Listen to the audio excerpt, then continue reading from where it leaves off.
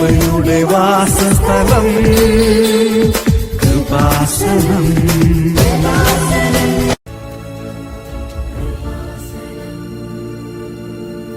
നന്ദി, ദൈവത്തിന് സ്തുതി. എൻ്റെ പേര് സുനിൽ ആൻ്റണി എന്നാണ്. ഞാൻ എറണാകുളത്തുള്ള ആലുവയിൽ കൊങ്ങോർപ്പള്ളി എന്ന് പറഞ്ഞ സ്ഥലത്തു നിന്നാണ് ഞാൻ വരുന്നത്. ഞാനൊരു നേഴ്സാണ്. ഞാനിപ്പോൾ OET പരീക്ഷ എഴുതി. എനിക്ക് ഇന്ന് റിസൾട്ട് വന്നു. അപ്പം ഞാൻ സാക്ഷ്യം പറയാമെന്ന് മാതാവിനോട് പറഞ്ഞിട്ടുണ്ടായിരുന്നു. അപ്പം റിസൾട്ട് വന്നാൽ നേരെ ഞാൻ ഇങ്ങോട്ട് പോകുന്നു സാക്ഷ്യം പറയാനായിട്ട്. മാതാവിന് നന്ദി പറയാനായിട്ട് നേരെ ഞാൻ വരികയാണ് എറണാകുളത്ത് നിന്ന്.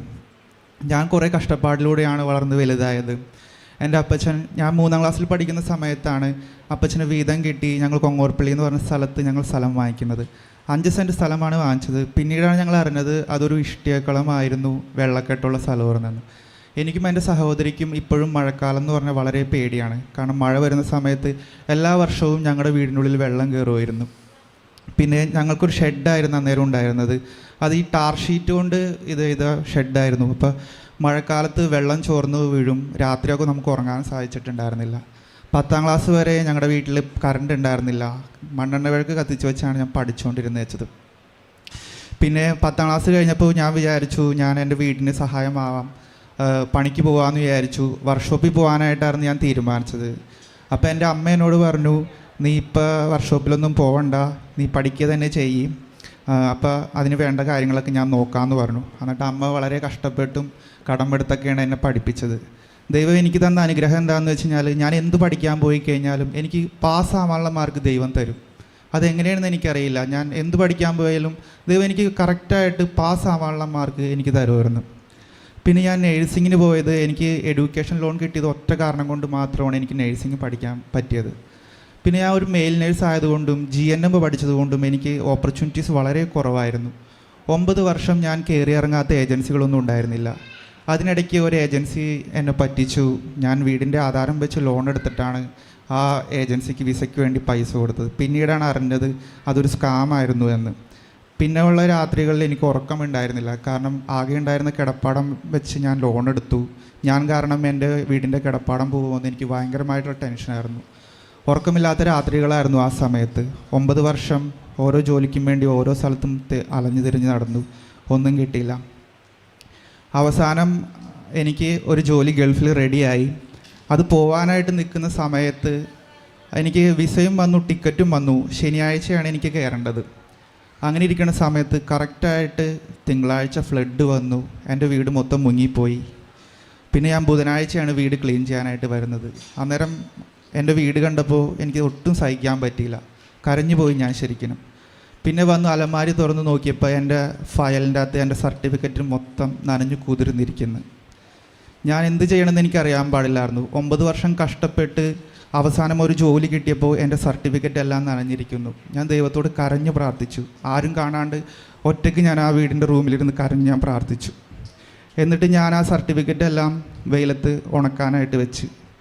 അതെനിക്കറിയായിരുന്നു നനഞ്ഞിരിക്കുന്നതുകൊണ്ട് കീറിപ്പോവും, ഇപ്പം തന്നെ തുറന്നെടുത്താൽ കീറിപ്പോകുമെന്ന് എനിക്കറിയായിരുന്നു. ഞാൻ എന്നിട്ട് കുറച്ച് നേരം അത് ഉണക്കി ഒന്ന് ചെറിയൊരു ഉണക്കായപ്പോൾ ഓരോന്നോരോന്നെടുത്ത് മാറ്റി വെച്ച് ഉണക്കാനായിട്ട് വെച്ചു. എന്നിട്ട് ആ വെയിലത്ത് തന്നെ ഞാനും ഇരുന്നു അത് ഉണങ്ങുന്നതും കാത്ത്. എൻ്റെ എന്തോ ഭാഗ്യത്തിന് ആ സർട്ടിഫിക്കറ്റും ഉണ്ടായിരുന്ന സീലൊന്നും കലർന്നിട്ടുണ്ടായിരുന്നില്ല. അതുകൊണ്ട് ഞാൻ രക്ഷപ്പെട്ടു. പക്ഷേ എൻ്റെ പാസ്പോർട്ടിലുള്ള ഫോട്ടോ കലർന്നു പോയി. എനിക്ക് ശനിയാഴ്ച കയറണം. ബുധനാഴ്ചയാണ് ഞാനിത് കാണുന്നത്. ഞാൻ ദൈവത്തോട് കരഞ്ഞു പ്രാർത്ഥിച്ചു. അപ്പോൾ അന്നേരത്തെ ഉണ്ടായിരുന്ന നമ്മുടെ വിദേശകാര്യമന്ത്രി അന്നൊരു പ്രസ്താവന ഇറക്കി, ഫ്ലഡിൽ നഷ്ടപ്പെട്ടു പോയ പാസ്പോർട്ടെല്ലാം ഒരു ദിവസം കൊണ്ട് തന്നെ കിട്ടുമെന്ന്. എനിക്ക് ചെറിയ പ്രതീക്ഷകളായി. ഞാൻ നേരെ പാസ്പോർട്ട് ഓഫീസിൽ ചെന്നു. അപ്പോൾ അവിടെ കണ്ട മാം എന്നോട് പറഞ്ഞു, ഫ്ലഡിൽ പെട്ടതാണെന്നുണ്ടെങ്കിൽ നീ വെയിറ്റ് ഒന്നും ചെയ്യണ്ട. നല്ല തിരക്കായിരുന്നു അവിടെ. എന്നെ നേരിട്ട് എൻ്റെ അടുത്ത് കയറിക്കോളാൻ പറഞ്ഞു. കയറി അവിടെ ഉള്ള പരിപാടികൾ ഒരു 3 സ്ഥലത്ത് ഫോട്ടോ എടുക്കലും കാര്യങ്ങളൊക്കെ കഴിഞ്ഞു. അപ്പോൾ തന്നെ മാം എറണാകുളം റീജിയണൽ ഓഫീസിലോട്ട് വിളിച്ചു പറഞ്ഞു, ഇതേപോലെ ഒരു പയ്യൻ വരുന്നുണ്ട്, അവന് ശനിയാഴ്ച കയറി പോകണം, അപ്പോൾ അവൻ്റെ പാസ്പോർട്ട് റെഡിയാക്കി കൊടുക്കാം. ഞാൻ അവിടെ നിന്ന് ആ മാമിന് നന്ദിയും പറഞ്ഞ് അരമണിക്കൂർ എടുത്തു എനിക്ക് ആലുവയിൽ നിന്ന് എറണാകുളം റീജിയണൽ ഓഫീസിൽ എത്താനായിട്ട്. ആലുവ റീജിയണൽ ഓഫീസിൽ എത്തിക്കഴിഞ്ഞപ്പോൾ എനിക്ക് എൻ്റെ പുതിയ പാസ്പോർട്ട് എൻ്റെ കൈ കിട്ടി. ആ പാസ്പോർട്ടിന് നല്ല ചൂടായിരുന്നു. പ്രിൻറ്റ് ചെയ്തതിൻ്റെ ആ ചൂട് എൻ്റെ കയ്യിൽ അനുഭവപ്പെട്ടായിരുന്നു. 1 മണിക്കൂർ കൊണ്ട് എനിക്ക് പാസ്പോർട്ട് കിട്ടി. എൻ്റെ ജീവിതത്തിൽ സംഭവിച്ച ഏറ്റവും വലിയ അത്ഭുതമാണത്. ഞാൻ ഇന്നും ദൈവത്തിന് അതോർത്ത് നന്ദി പറയുന്നു. ശനിയാഴ്ച ഞാൻ കയറിപ്പോയി. 2 വർഷം ഗൾഫിൽ ജോലി ചെയ്തു. ആ സമയം കൊണ്ട് വീടൊക്കെ ഒന്ന് ശരിയാക്കി, കടങ്ങളെല്ലാം വീട്ടി, കല്യാണം കഴിച്ചു. എനിക്ക് സേവിങ് ഒന്നും ചെയ്യാൻ പറ്റിയില്ല. എനിക്ക് തിരിച്ചു വരേണ്ടി വന്നു. തിരിച്ചു വന്നിട്ട് ഞാൻ OET ഒരു യൂറോപ്യൻ കൺട്രിയിൽ ഒരു സ്വപ്നം കണ്ടു. കാരണം എൻ്റെ വീട്ടുകാർ വളരെ കഷ്ടപ്പാടുകളിലൂടെ വളർന്നു വന്നു. എനിക്കും അവർക്കൊന്നും ചെയ്യാൻ പറ്റിയില്ല. എനിക്ക് അവരുടെയൊക്കെ ലൈഫ് സ്റ്റൈലും മാറ്റണമെന്ന് ഭയങ്കരമായിട്ടുള്ള ആഗ്രഹമുണ്ട്. എപ്പോഴും ഞാൻ ആലോചിക്കും എൻ്റെ അമ്മയൊക്കെ ആയാലും നല്ല രീതിയിലൊന്ന് ജീവിപ്പിക്കണം. എനിക്ക് ഭയങ്കരമായിട്ടുള്ള ഒരു സ്വപ്നമുണ്ടായിരുന്നു. അങ്ങനെ ഞാൻ OET എഴുതാനായിട്ട് ആദ്യം പോയി. 1 മാസം ക്ലാസ് അറ്റൻഡ് ചെയ്തപ്പോഴേക്കും കൊറോണ വന്നു. അങ്ങനെ കൊറോണ വന്ന് ഫുള്ള് ലോക്ക്ഡൗൺ ആയി, പഠിക്കാൻ പോകാൻ പറ്റാണ്ട അവസ്ഥയായി. പിന്നെ ഞാൻ അല്ലറ ചില കൊറോണ ഡ്യൂട്ടിക്കൊക്കെ പോയി, കൂട്ടുകാരൻ്റെ ഒപ്പം ജോലിക്കൊക്കെ പോയി. അങ്ങനെ ലാസ്റ്റ് ഒക്ടോബറിലാണ് രണ്ടാമതും പിന്നെയും ഓഫ്ലൈൻ ക്ലാസ് സ്റ്റാർട്ടാവുന്നത്. അന്നേരം ഞാൻ ക്ലാസ്സിൽ ആലുവ ഗ്രേസ് അക്കാദമിയിലാണ് ഞാൻ പോയത്. അപ്പോൾ അവിടെ വെച്ച് ഒരു സ്റ്റുഡൻ്റാണ് എന്നോട് പറയുന്നത്, അമ്മയോട് വന്ന് പ്രാർത്ഥിച്ചു കഴിഞ്ഞാൽ, എൻ്റെ സങ്കടങ്ങളൊക്കെ ഞാൻ പറഞ്ഞപ്പോൾ പറഞ്ഞു, അമ്മയോട് വന്ന് പ്രാർത്ഥിച്ചു കഴിഞ്ഞാൽ നീ ചോദിക്കുന്നത് എന്ത് നിനക്ക് കിട്ടുമെന്ന് പറഞ്ഞു. ഞാൻ അന്ന് തന്നെ ഇവിടെ വന്നു, ഉടമ്പടി എടുത്തു. ഇവിടെ ഇരുന്ന് കരഞ്ഞ് ഞാൻ പ്രാർത്ഥിച്ചു. എൻ്റെ കണ്ണീര് ഇവിടെ വീണു. അമ്മയോട് പ്രാർത്ഥിച്ച അതേപോലെ തന്നെ എനിക്ക് അമ്മ 4 മൊഴിയുള്ളൂ എനിക്ക് ബീതന്നു. എനിക്ക് പറയാൻ വാക്കുകളില്ല. നന്ദി അമ്മേ, നന്ദി. പരിശുദ്ധ അമ്മയ്ക്കും തിരുകുമാരനും 1000 നന്ദി പറയാം. ഈ സുനിലിൻ്റെ സാക്ഷ്യം വലിയൊരു സാക്ഷ്യമാണ്.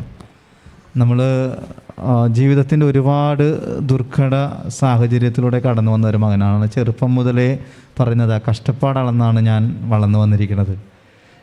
ഞാൻ ജനിച്ചു വീണ സ്ഥലം പോലും ഞങ്ങൾക്കൊരു ഇഷ്ടികക്കളമാണ് കിട്ടിയത്. വെള്ളം നിൽക്കുന്നിടമാണ്. അവിടെ ഞങ്ങൾ ഒരുപാട് മഴ വന്നാൽ എനിക്കും എൻ്റെ സഹോദരിക്കും ഭയങ്കര ഭയപ്പാടാണ്, പേടിയാണെന്ന്, കിടന്നുറങ്ങാൻ പോലും പറ്റുകയില്ല. അപ്പം അങ്ങനെ പക്ഷേ ഒരു കാര്യമുണ്ട്, അമ്മ മാതാവ് അനുഗ്രഹിച്ച് ഞാൻ എന്ത് പഠിച്ചാലും എനിക്കതിൻ്റെ കറക്റ്റ് മാർക്ക് നൽകി എന്നെ ദൈവം അനുഗ്രഹിക്കാറുണ്ട്. പക്ഷെ 9 വർഷക്കാലം പഠിച്ചതിൻ്റെ എല്ലാ സർട്ടിഫിക്കറ്റും വെള്ളപ്പൊക്കം വന്നപ്പോൾ മൊത്തം നനഞ്ഞു കുതിർന്ന്. അപ്പോൾ അത് ചെറിയൊരു ഉണക്ക് വന്നപ്പോൾ ഓരോന്ന് എടുത്ത് മാറ്റി അത് വെയിലത്ത് വെച്ച് ഉണക്കിയിട്ട് പറയുകയാണ്, ഞാനും ആ വെയിലത്തിരുന്നു. കാരണം എൻ്റെ അമ്മയുടെയും എൻ്റെ അപ്പൻ്റെയും ഒരുപാട് കഷ്ടപ്പാട് അതിൻ്റെ പിന്നിലുണ്ട്. അതുകൊണ്ട് അങ്ങനെ ഇരുന്നപ്പോഴും പാസ്പോർട്ട് പോലും അതിൽ മഷി നനഞ്ഞ് കുതിർന്നു പോയി. പക്ഷേ വിദേശകാര്യമന്ത്രി അന്ന് പ്രഖ്യാപിച്ചായിരുന്നു, ഫ്ലഡിൽ എന്തെങ്കിലും വന്നിട്ടുണ്ടെങ്കിൽ അത് പുതിയ കിട്ടുമെന്ന്. അത് ഈ മകൻ അതുപോലെ തന്നെ ആഗ്രഹിച്ചു പോയി. വിദേശത്ത് പോകുമ്പോഴും ഈ മകൻ്റെ ആഗ്രഹം ഇതാണ്, എൻ്റെ ഭവനമൊന്ന് ശരിയാക്കണം, ഞങ്ങളുടെ കടബാധ്യതയൊക്കെ വീട്ടണം. അപ്പോൾ അങ്ങനെ ചെറിയ രീതിയിലുള്ള ആഗ്രഹങ്ങളുമായിട്ട് ഈ മകൻ വിദേശത്ത് പോയി. അതുപോലെ തിരിച്ചു വന്നിട്ട് OET എഴുതുമ്പോൾ ഈ മകൻ്റെ ഒരു ആഗ്രഹം പറഞ്ഞ് ശ്രദ്ധിക്കണം. നിങ്ങൾ നിയോഗം വെക്കുമ്പോൾ ശ്രദ്ധിക്കേണ്ട കാര്യമാണ്. ഈ സാക്ഷി ഉറപ്പായിട്ട് ഇത് യൂട്യൂബിൽ വരും. കാരണം നിയോഗം ഇതാണ്, എൻ്റെ മാതാപിതാക്കൾക്കും എൻ്റെ സഹോദരിക്കും കിടന്നുറങ്ങാനൊരു കിടപ്പാടം വേണം, അവരുടെ കണ്ണീര് മാറണം, കടബാധ്യത മാറണം. ഒരിക്കലും സുനിൽ ഒരു കാരണം വെച്ചാൽ സുനിലിന് വേണ്ടി ഒരു കാര്യവും ചെയ്തിട്ടില്ല. ഇവിടെ വന്നിട്ട് പറയുകയാണ്, ഞാനിവിടെ വന്നു അമ്മ മാതാവിൻ്റെ മുമ്പിൽ എൻ്റെ കണ്ണീരിവിടെ വീണു. പറയുകയാണ്, അമ്മ 4 മൊഡ്യൂളിനും എനിക്ക് ബീതം അനുഗ്രഹിച്ചു, എൻ്റെ അമ്മ മാതാവ് എൻ്റെ കൂടെയുണ്ട്. ശരിക്കും ചില സാക്ഷ്യങ്ങൾ കേൾക്കുമ്പോൾ നമുക്ക് ആ ദൈവത്തോട് പുലർത്തേണ്ട ഒരു പ്രതിപത്തി എന്താണെന്ന് കാണിച്ചു തരുന്ന സാക്ഷ്യങ്ങളാണ്. കർത്താവ് കൂടെയുണ്ട്. പുറപ്പാട് 33:14 ഞാൻ തന്നെ നിൻ്റെ കൂടെ വരികയും ഞാൻ നിന്നെ ആശ്വസിപ്പിക്കുകയും ചെയ്യും. അത് ഏത് ദുർഘട സാഹചര്യമാണെങ്കിലും ഈ മകനോട് അമ്മ മാതാവ് പറയുന്നതാണ്, ഞാൻ നിൻ്റെ കൂടെ വരും. ഇനി നീ വിദേശത്ത് പോയാൽ അവിടെയും വരും, നിന്നെ അനുഗ്രഹിച്ചിരിക്കും. കാരണം നിൻ്റെ ഹിതം എന്താണ്? നിൻ്റെ കുടുംബത്തെ രക്ഷിക്കുക, മറ്റുള്ളവർക്ക് വേണ്ടി ഇല്ലാതായി തീരുക. അതാണ് ഈ മകൻ്റെ സാക്ഷ്യത്തിൽ ഏറ്റവും പ്രധാനപ്പെട്ട കാര്യം. മറ്റുള്ളവർക്ക് വേണ്ടി, എൻ്റെ കുടുംബത്തിന് വേണ്ടി നമ്മളെല്ലാവരും ഓർക്കുക, നമ്മളുടെ നിയോഗങ്ങൾക്ക് വേണ്ടി പ്രാർത്ഥിക്കുന്നതിനേക്കാൾ കൂടുതലായിട്ട് മറ്റുള്ളവർക്ക് വേണ്ടി പ്രാർത്ഥിക്കുമ്പോൾ അമ്മ മാതാവ് ഇടപെടും നമ്മുടെ ജീവിതത്തിൽ. പരിശുദ്ധ അമ്മ മാതാവിൻ്റെ വലിയൊരു സാക്ഷ്യമാണിത്. അമ്മ മാതാവ് നേടിക്കൊടുത്ത വലിയൊരു സാക്ഷ്യം. അമ്മ മാതാവിലൂടെ മകൻ്റെ എല്ലാ കാര്യങ്ങളും ഇനി നടത്തപ്പെടട്ടെ, കുടുംബത്തിൻ്റെ എല്ലാ പരാധീനതകളും മാറട്ടെ. ദൈവമാതാവ് ഈ മകനെ അനുഗ്രഹിച്ചതിനും കുടുംബത്തിന് കൂടെ നിന്നതിനും ദൈവത്തെ മഹത്വപ്പെടുത്തി കരങ്ങളടിച്ച് ദൈവത്തെ നമുക്ക് മഹത്വപ്പെടുത്താം. യേശുവേ ആരാധന, യേശുവേ സ്തുതി, യേശുവേ മഹത്വം. അത്യപൂർവ ദൈവാനുഭവങ്ങൾ ഇനി നിങ്ങൾക്കും സ്വന്തം. ഈ യൂട്യൂബ് ചാനൽ ഇതുവരെ സബ്സ്ക്രൈബ് ചെയ്തിട്ടില്ലെങ്കിൽ ഇപ്പോൾ തന്നെ സബ്സ്ക്രൈബ് ചെയ്യുക.